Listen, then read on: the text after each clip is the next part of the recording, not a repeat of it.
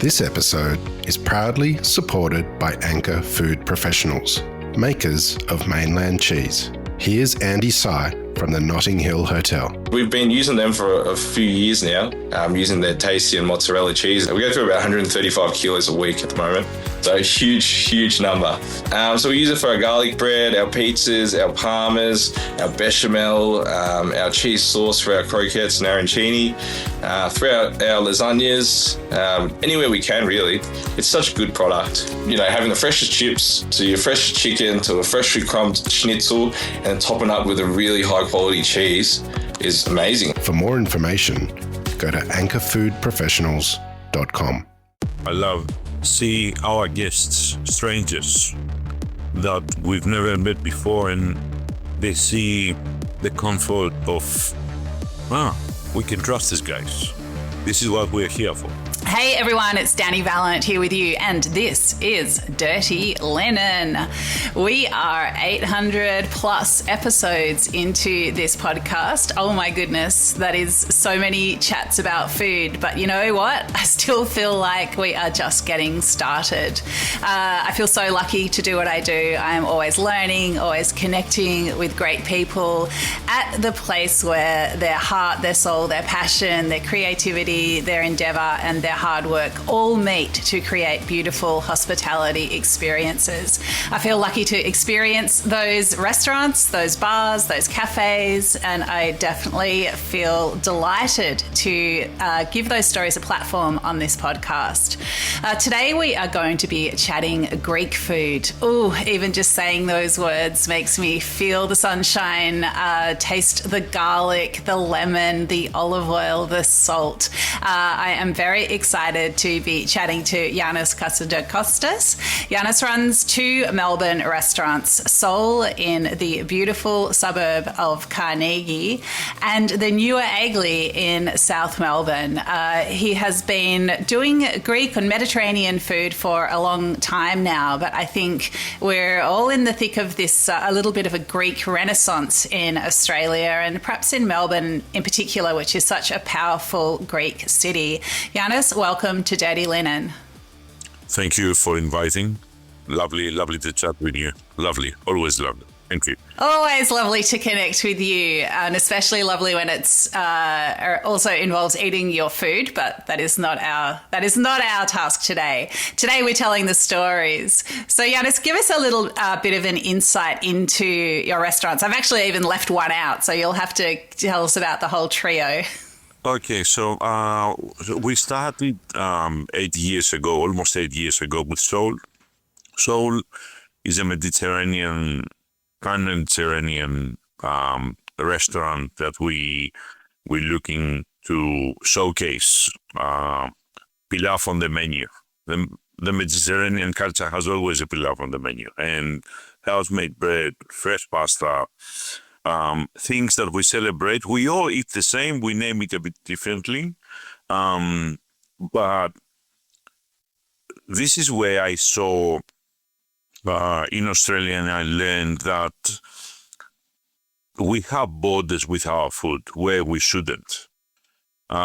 Mediterranean cuisine exists since 1500 BC, since the Bronze Age. And we've seen revolutionary things happening in our days that they've been happening since then. Like, for example, curing process, we think is modern, or preserving. Preserving is an ancient technique that people were relying in their ingredients, their integrity, because you can't cure a non-fresh product. You can't preserve it. So the principle is you get fresh product. You start from that. And that helps us understand how we should be starting. A fresh product, a good product is a principle. It doesn't matter if you know how to cook. It doesn't matter if you know how to preserve things. It doesn't matter if you know how to go into modern techniques, into molecular gastronomy, anything. If you don't start with fresh product, what we do here.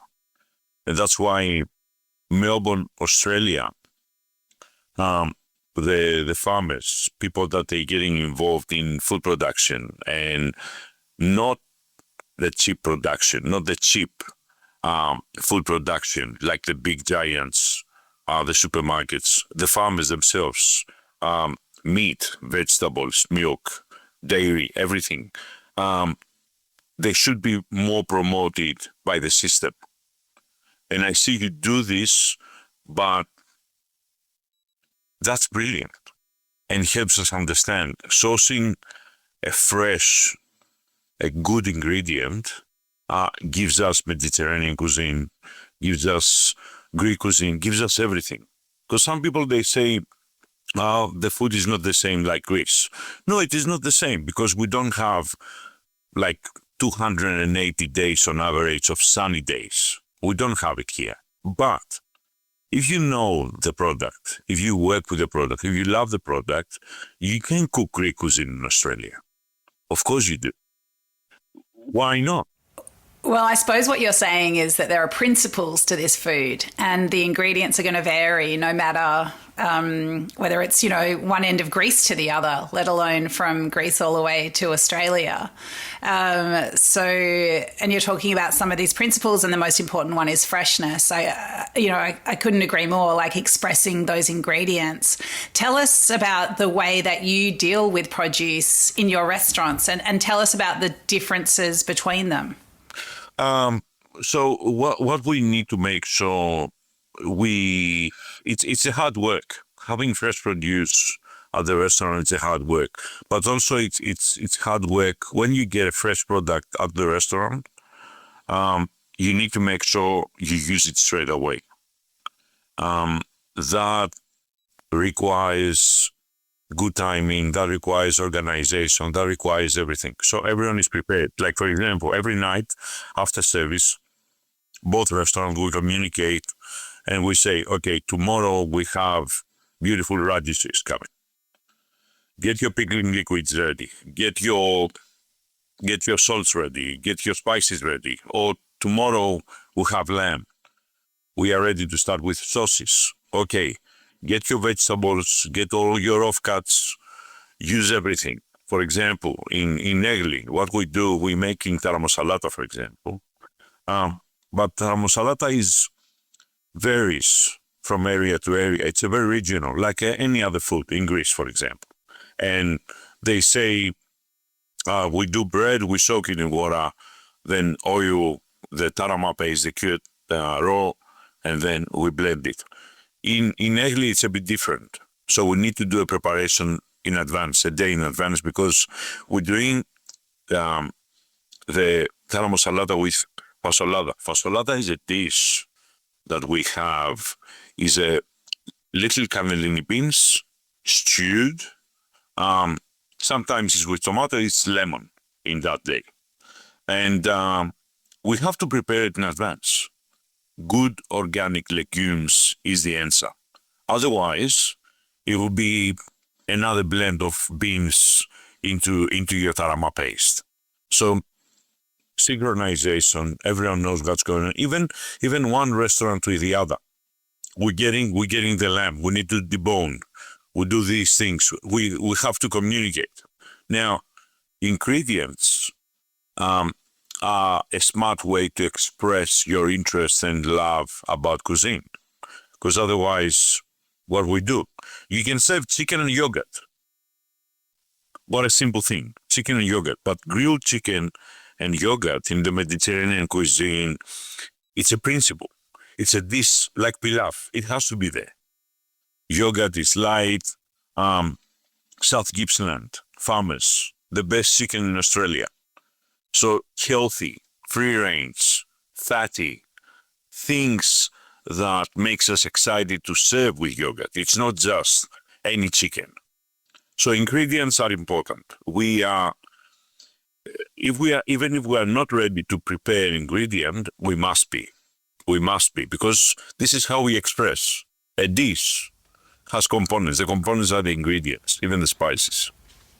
So would it be right to say, Giannis, that at Soul it's this sort of broader Mediterranean cuisine, definitely leaning to the Greek, but as you say, there is so much, I guess there's such a family of Mediterranean food. It's perhaps more of an everyday restaurant. Certainly you could go there for a special occasion, but I think it's the kind of place people could come to every week or two and feel very much at home. Whereas Egli, it's a little bit more fine dining. The plates are a bit more composed, still with the same principles, but it's a little bit more of a dining experience. Would that be a fair description? I reckon it's spot on. It's spot on. In Soul family, we see people 2 or 3 times per month, whether it's a business meeting after work, or family. A lot of families, a lot of couples, a lot of friends get together. Soul is this approach to the quality that it doesn't have to be expensive. We work harder so we can hit the spot on this value, because value is the word.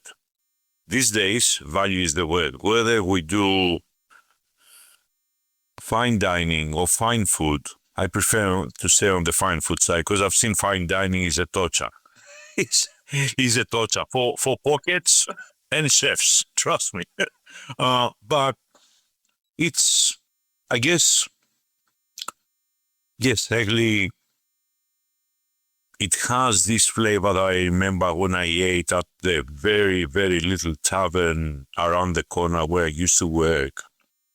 Everyone knows now, because people traveling to Athens, the name of the place in Riporto is, it's a basement. A guy is cooking, a guy is serving, or they're cooking together, or they're serving together. I remember this dish with the eggplant, and then the flavor. How can we transfer it to Australia? Good eggplants. We're getting good olive oil from Greece. We're getting good salt from Greece. We're getting lovely, we're preserving our tomatoes. So Italians, what they do passata. Every end of season, they're getting a lot of Roma tomatoes, and they're making their sauce for the winter. So what Greeks do in a few regions, that they're very conscious that they want tomato in winter, but there is no tomato in winter. So by the end of the season, baking, because baking in a wood fire oven or in an oven, we can't have everywhere wood fire. We're baking Roma tomatoes, salt, sugar, preserved. So this is how we can do a tomato bechamel for our eggplant. So how can we? Yes, this thing, I go at the back in the kitchen and then eating it by the bechamel with a spoon. So it's, I guess we have, I know not everyone is from Greece, but they shouldn't be. So we're making a recipe, we try, if it reminds me home, this is it. Now, how can we get this package of flavor in a modern world? The menu says stuffed eggplant, but it is not stuffed eggplant. This is the break point of the perception. We need to make sure we entertain you. Or the beetroots. The beetroots are with a Parisian spoon. We empty them once they baked and ready, and then we fill them up with piping in goat's scared. And people, they see that we present beetroots, but when someone cuts through, sees it's simple things. But how can we make you feel special? How can we make a simple flavor take a different shape? How can we? This is dining. That was always the entertainment of it. I love it, Giannis. You know, you're really making me think about what it means to put food in front of people. This restaurant you mentioned in Athens, Diporto, I actually was there a couple of months ago for the first time. And we have to explain a bit more about this place. It's so special. So it's in central Athens. It's not that far from the market, the fish market. We can wander around and see all the lamb's heads and all the tripe and all the sardines and all the octopus. It's a very vibrant, bustling market. In the streets between there and Deporto, there are like these sort of arcades where there's olives and preserves and people selling tomatoes and all those eggplants, all those things. But you come to a street corner, it's covered with graffiti. There are these two portals, I want to say, like downstairs to this basement. There's no sign for this restaurant, Deporto, but you walk in there, it's like going into some kind of enchanted cave. There is no information anywhere. I didn't know what to do. You sort of stand around hoping you're not in the way. There's no sense that anyone's got a reservation. It's just stand there, wait. And then eventually a table comes up.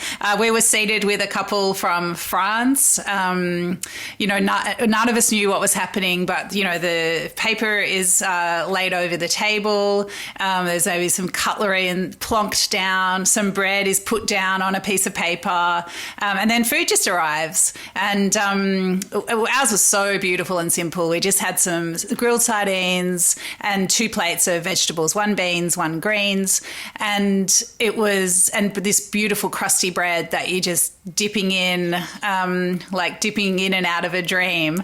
And then the cheerful chef, I assume he's the owner, who's just there like a maestro, just like conducting this room with all-knowing, all-seeing. Everything has happened there. Nothing is going to surprise anyone. There's locals, there's definitely some tourists, but it's very cheap. It's very cheerful. It feels very...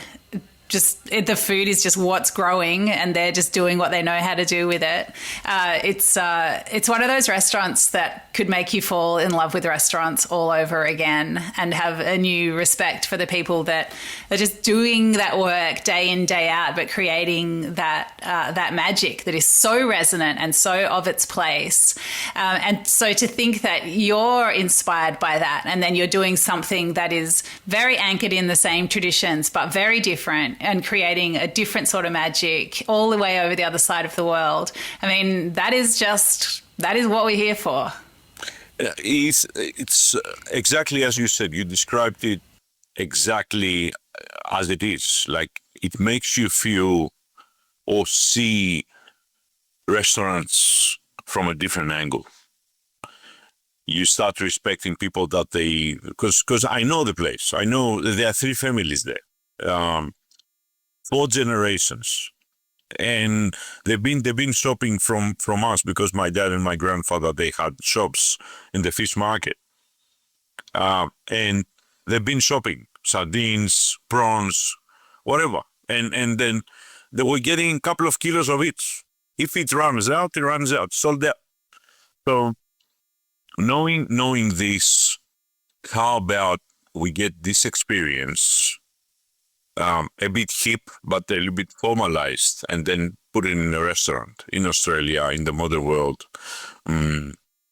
So we need to make people feel loved. We need to make people feel that they are not strangers anymore, not in here.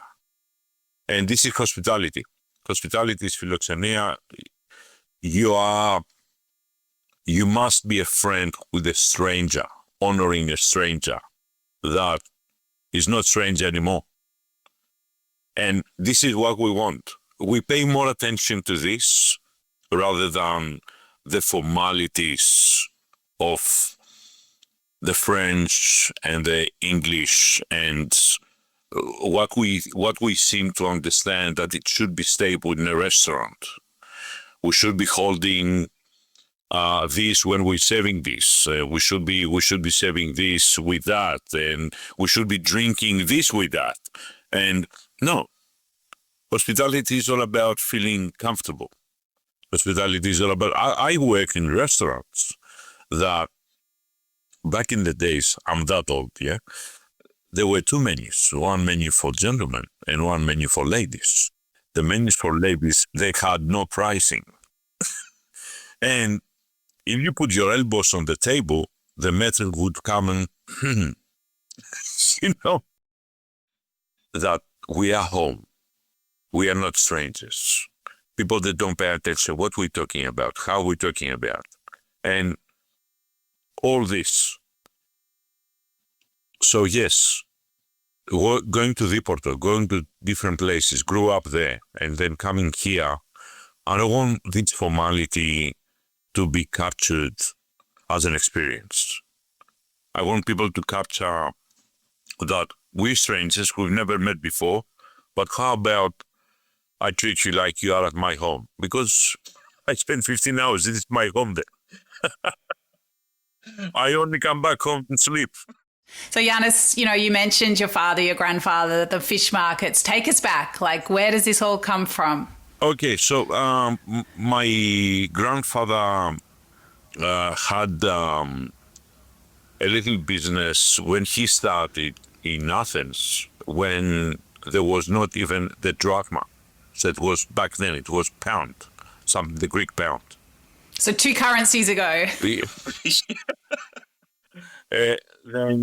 Then they purchased fishing boats, and because the fishing boats, they couldn't go all together and for fishing, for the catch of the day, so they were going to different areas in the Aegean or just above Libyan Sea, around Crete.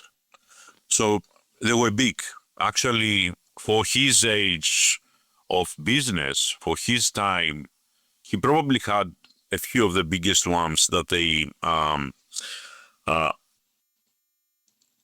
were existing at the time. So he created a monster. So they ending up having 6 or 7, I don't remember what the exact number, shops in the fish market. Some of them, they were selling crustaceans, some of them only small fish, some of them big fish, and some of them octopus or calamari. They were specialized. And our surname, our surname, it's still in the market right now, because it's been always there, and people bought the business. So my cousins, they're still working there. The name should be there because that's specialized, an institution of maybe 40, 70, more than 100 years. So my dad took over. He wasn't into fishing itself, but he was getting involved sometimes. A few sustainable farms. Since back in the day, sustainability, it was a great thing that people didn't care about because it was just too much. So no one cared. Up to 1990, they stopped fishing in the Aegean because they just ripped off the whole life. It was just wild. The demand for fresh seafood, like if you eat frozen seafood in Greece, it's unacceptable. No one wants it. Until that time came and start people believing that a good, fresh, frozen seafood can be the answer of us having some seafood on our table. That changed a lot. So then they will have a sustainability. My dad did a big partnership back in the days with mussels, sustainably grown mussels. So I remember we've been, when my grandfather was still there and working, we went with one of the fishing boats all together at Simi near Rhodes Island for fishing little prawns. We call them strawberry because they are red by nature, like the scarlet prawns, but little. So we were there, and I remember how respectful they were with the environment. I remember how respectful they were with the actual product. until we reach at the point that they will start the fishing process, then we had a few stops because it was a 6 hours sail to that point. But when we were catching the product, there was no stop. It doesn't matter if we were tired. It doesn't matter if we had no stop until we reach the docks, unload, and they go to the market. So they had a lot of passion, and they were very proud of throwing something such fresh, live prawns. It was amazing. And how can you be ignorant? How can you be forgetful with all these things that you see? Not everyone has this privilege of seeing people fishing and then throw this to the shop and then people start getting live prawns at 5 a.m. in the morning. But how about we know that's happening? How about there are a few documentaries that they show people fishing wild seas so hard, days without sleep, and shifts on the fishing boat. And so I learned a lot. When I was young, I couldn't learn. I couldn't understand what all these complex is. I couldn't understand how much pride someone can get for such a product, such an ingredient. But I know,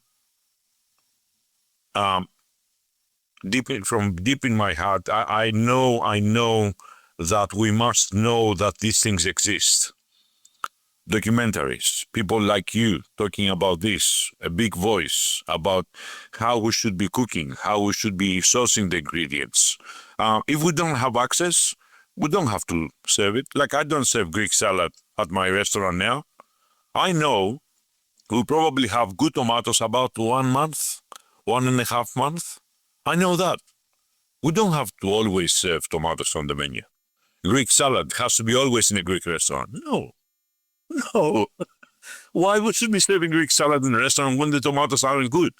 I think, what I'm hearing from you, what I'm learning from you, Yannis, is, when you're a kid and you see things, you sometimes you can feel that you're part of something, that something big is going on, but you don't quite understand the meaning until later, and you reflect on it. And it makes me think about, all the people in all the restaurants, in all the places that are carrying these stories with them. Everyone's got an origin story, something that lit the spark. I mean, what was it that that took you down the path of being a chef and a chef in Australia?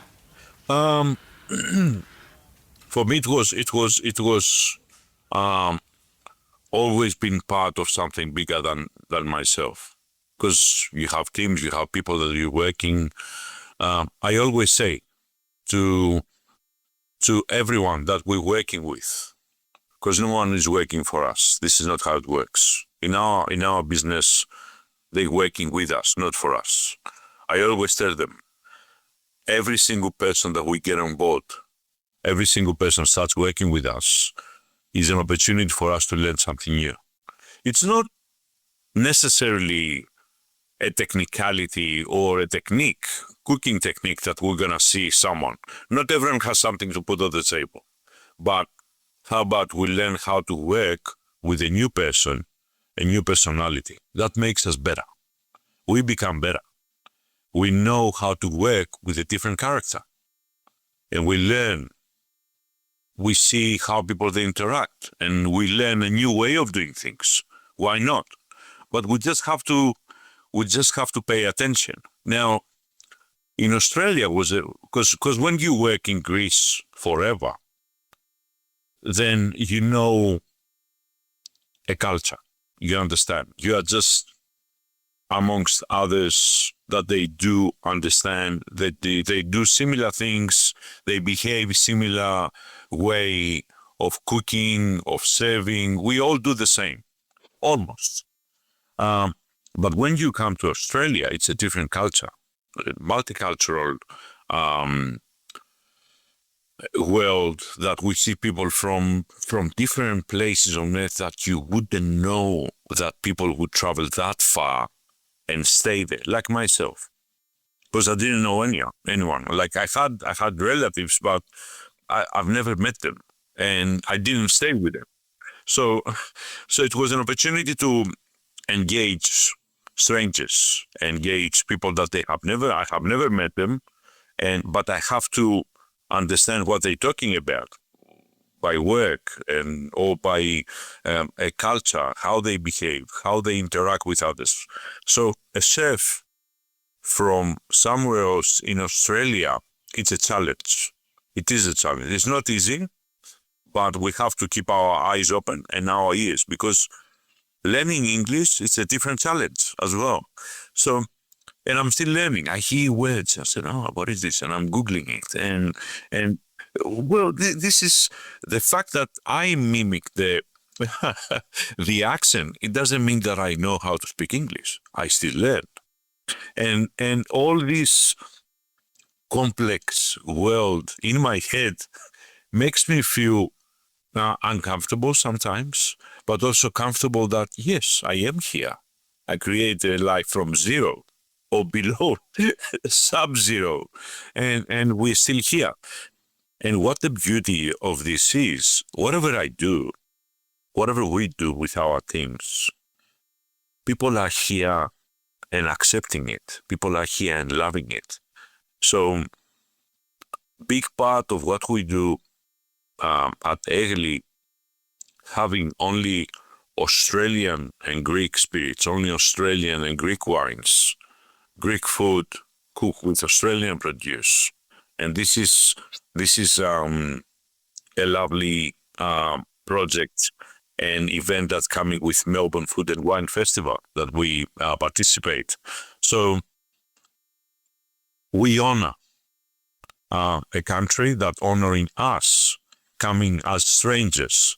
So this is hospitality. In Australia, no one knows me. No one knew what I do. No one knew who I was. It doesn't matter for them. They accept what I do. They love what we do. And that makes all this complex in my head more of a calming storm, if I can say that. More comfort for me to exist in a space that I never knew that I would be. Who would imagine at my 32 when I left, I would be in a different country with different people like you honoring us for our voice to be heard. So this is great. This is very comfort. I love that. Yanis, what do you love about what you do? What is very charming and attracting is people are happy with what you serve. And some people, they say, it's good because you are out doing service and you get the feedback. It's not about the feedback. I do because I want to see my guests. I'm watching them. It's a little bit weird. It sounds a bit weird. Like I'm not there to upsell the food. I'm not there to upsell the wine. Yes, I will talk about wine. I will talk about food. I learn about everything. Food and wine. I learn every day. But how about I watch them and I see what they think when they see the food. I watch them when they get the first bite, and I watch them how they talk about the food. And I go through the tables and I hear them talking about the food and other things. It's funny. It's the experience that we never get to get as chefs. And people, they never got to see the chef because back in the days we were behind doors screaming each other because we knew no one would hear what we're talking about. But this is what I love. I love see our guests, strangers that we've never met before, and they see the comfort of, we can trust these guys. This is what we're here for. To earn the respect in a country that no one knows us. No one. I'm I see celebrity chefs. They've been around for years. Everyone knows them.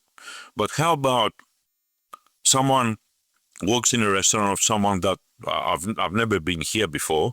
No one knows me, and then the team works so hard, and our guests coming to us, they could go elsewhere.